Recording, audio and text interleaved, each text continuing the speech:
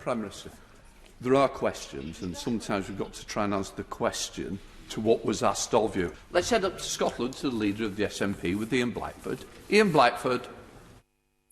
Thank you, Mr Speaker. My constituent in Lochaber, a producer and exporter of shellfish, is experiencing his worst nightmare.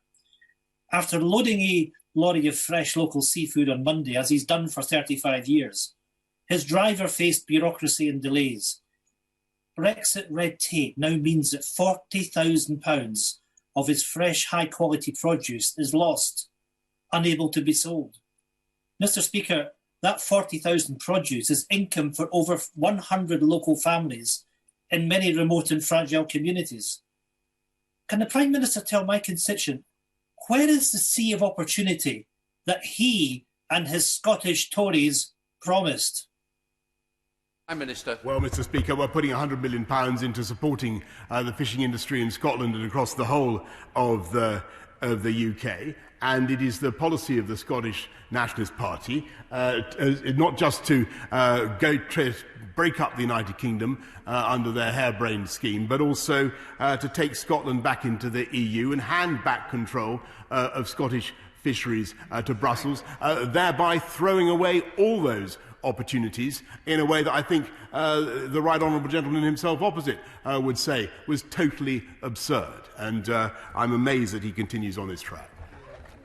Turning to Ian Blackford. Ian Blackford. I'm amazed that the Prime Minister continues to traduce the name of the Scottish National Party. He's been told before and he really should get it right. And frankly, that answer was an insult to all fishermen that are facing loss today. The reality is, Mr Speaker, that a third of the Scottish fishing fleet is tied up in harbour. Some boats are landing in Denmark rather than Scotland to avoid Brexit bureaucracy. Scottish seafood exporters are losing upwards of £1 million in sales a day. Seafood Scotland says all the extra red tape is an almost impossible task. It's even forced ferry operators to pause load deliveries to the continent. Mr Speaker, the European Union have put in place a £5 billion fund to support businesses with the cost of Brexit. Last night, it was revealed that Ireland is receiving £1 billion of it. Can the Prime Minister tell Scottish business when they will be getting the same level of support, and where's the compensation for my constituent that's losing £40,000 today?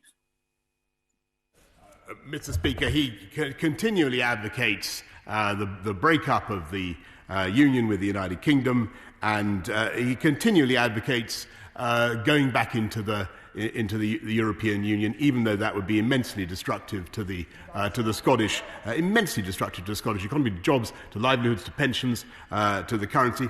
And as far as I understand it, they're already spending money in Scotland on IndyRef 2, what they call IndyRef 2, when they should be getting on, Scottish nationalists should be getting on with fighting the pandemic. That, I think, is what the people of Scotland want to see. And he might pay tribute, by the way, to the merits of the United Kingdom in rolling out a vaccine across the whole of the country. And I'm told, by the way, Mr Speaker, that they can't even bring themselves to say the Oxford AstraZeneca vaccine. Perhaps he could just say that he likes the Oxford AstraZeneca vaccine.